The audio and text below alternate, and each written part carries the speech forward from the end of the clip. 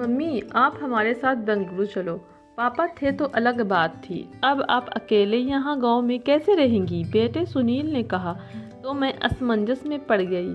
Heart attack से हुई इनकी अचानक मौत से मैं अपने आप को लाख कोशिश के बाद भी संभाल नहीं पा रही थी। 12 दिन हो गए तो सभी मेहमान चले गए थे। बेटा सुनील और बहू कविता दोनों ही इंजीनियर है। मेरी सहेलियों ने मुझसे कहा कि बेटे बहू के पास रहने नहीं जाना, क्योंकि कमाने वाली बहू को बुजुर्ग सास बिल्कुल अच्छी नहीं लगेगी। उसकी आज़ादी में तुम्हारे जाने से खलल पड़ेगा। वह तुम्हें ताने मार मार कर तुम्हारा जीना ही हराम कर देगी। वैसे भी भाई साहब ने जीते जी ही पूरी संपत्ति बेटे के नाम कर दी थी। ऐसे में तो संभावना है कि बेटा बहू यहाँ के मकान बेचकर माल तो सब ले लेंगे और तुम्हें पाई पाई के लिए तरसा देंगे। लेकिन बेटे बहू के साथ जाना मेरी मजबूरी थी। 60 की उम्र में अपने घुटनों के दर्द के कारण मैं अपनी किराना दुकान चलाने में असमर्थ थी।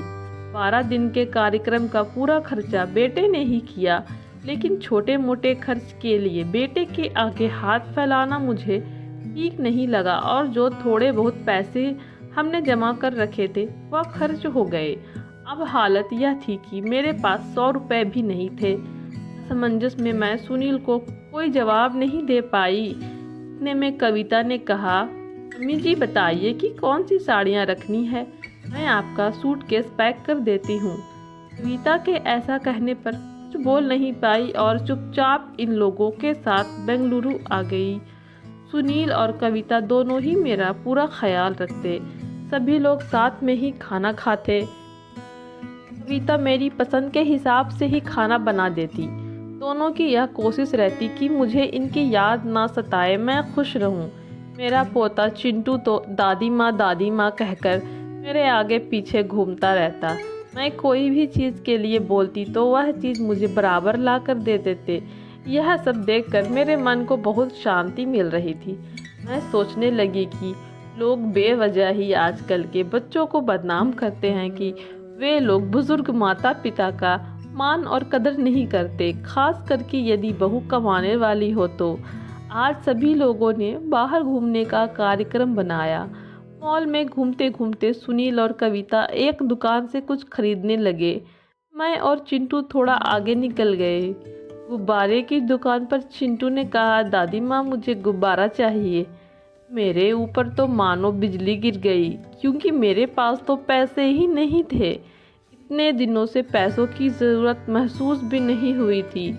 अब क्या करूं? मेरा उतरा हुआ चेहरा देखकर चिंटू ने कहा, दादी माँ प्लीज़ दे दीजिए ना। सॉरी बेटा, अपना पर्स घर में ही भूल आई। मेरे ऐसा कहने पर चिंटू ने मेरी तरफ कुछ अजीब नज़रों से देखा। उसे लगा कि गुब्बारा ना दिलाना पड़े, इसीलिए मैं बहाना कर रही हूँ। लेकिन मैं कर भी क्या सकती थी? मुझे अपनी बेबसी पर रोना आने लगा। अपने पोते को गुब्बारा भी नहीं दिला पाई। उनके जाने के बाद पहली बार मैं अपने आप को बहुत ही असहाय महसूस कर रही थी। हमने बाहर डिनर किया।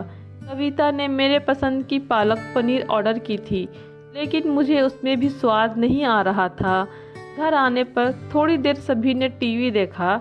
सुनील सोने चला गया और कविता चिंटू के कमरे में गई मच्छर की टिकिया लगाकर उसे ब्लैंकेट आदि देकर सुलाने। मैं भी अपने कमरे में सोने जाने लगी। इतने में मुझे चिंटू की आवाज़ सुनाई दी, मम्मी, दादी माँ बहुत ही कंजूस है। तू ऐसे कैसे बोल रहा है? हाँ मम्मी, आज मॉल में घूमते वक्त मैंने दादी माँ को गुब्बारे दिलाने के लिए कहा तो उन्होंने कहा कि वे अपना पर्स घर में ही भूल आई हैं। इतना अच्छा है ना मम्मी, बाहर जाओ तो पर्स ही साथ में नहीं ले जाओ तो कुछ खर्चा ही नहीं होगा। जूस दादी माँ। यह क्या है चिंटू? दादी माँ के लिए ऐसा बोलते वक्त में तुम्हें ज़रा भी विचार नहीं आया? क्या तुम उनके दुख को समझ सकते हो कि वह फिलहाल कितने दुख में है? दादी माँ को क्या दुख है? बेटा, अभी तक दादी माँ और दादाजी एक गांव में साथ रहते थे। अब अचानक जो हम सबको छोड़कर चले गए, जिस व्यक्ति के साथ हम 24 घंटे रहते हैं, साथ में उठते बैठते हैं, साथ में खाना खाते हैं, अपना सुख दुख शेयर करते हैं। वही व्यक्ति अचानक हमसे बहुत दूर चला जाता है, कितना दुख होता है यह अभी तुम नहीं समझ सकते। सोचो, अचानक तुम्हारे मम्मी पापा तुमसे बहुत दूर चले जाएं, इतनी दूर कि कभी वापस ना आ पाए, तो क्या तुम्हें दुख नहीं होगा? नहीं मम्मी, मैं आप लोगों के बिना नहीं रह सकता। बेटा, फिर सोचो दादी माँ दादाजी के बिना कैसे रह रही होंगी। ऐसी स्थिति में यदि वह अपना पर्स घर में भूल गई तो तुमने उन्हें कंजूस तक कह दिया, तुम्हें तुम्हारे प्रति उनका प्रेम नहीं दिखाई दिया। जब भी तुम्हें स्कूल से आने में 5 से 10 मिनट की भी देर हो जाती है तो लगातार बालकनी में खड़े होकर तुम्हारा रास्ता देखती रहती है। उस दिन उनके घुटनों में बहुत दर्द होने के बावजूद तुम्हारे कहने पर उन्होंने तुम्हारी मनपसंद सब्जी बनाई थी। बेटा, किसी के लिए कोई भी राय बनाने से पहले उस व्यक्ति के दृष्टिकोण से भी सोचना चाहिए। Sorry mummy.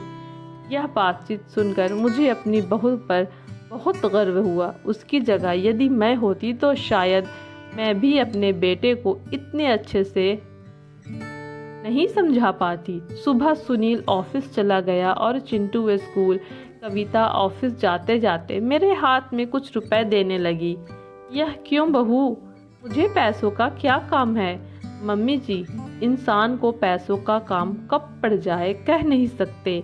आप मंदिर में जाती हैं, कभी दक्षिणा चढ़ा दीजिएगा, कभी चिंटू की कोई चीज़ मांगने पर उसे वह दिला दीजिएगा।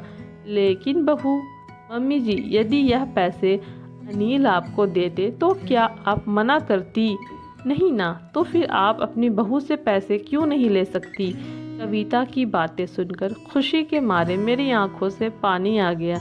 जो बात मेरा बेटा भी समझ ना सका, वह बात मेरी बहू ने समझ ली थी। मैं परमात्मा से प्रार्थना करने लगी कि मेरे जैसे बहू वह सबको दे।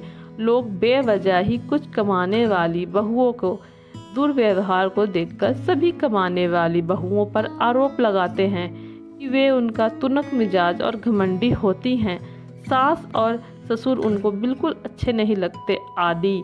कुछ बहुएं कविता जैसी समझदार, सुलझे विचारों वाली, बड़ों का सम्मान करने वाली भी होती है। आज कविता ने कमाने वाली बहू के बारे में मेरी आंखों पर पड़ा पर्दा हटा दिया है।